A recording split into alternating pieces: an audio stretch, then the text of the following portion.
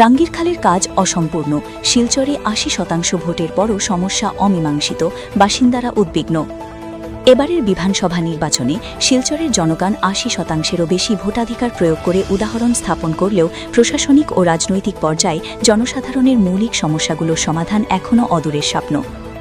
কোটি কোটি টাকা ব্যয়ে চলমান রাঙ্গিরখালের খনন ও দুই পাশে গার্ডওয়াল নির্মাণ কাজের বেশিরভাগ অংশ অসম্পূর্ণ রয়েছে, যা বৃষ্টিকালে বিপর্যয় ডেকে আনতে পারে।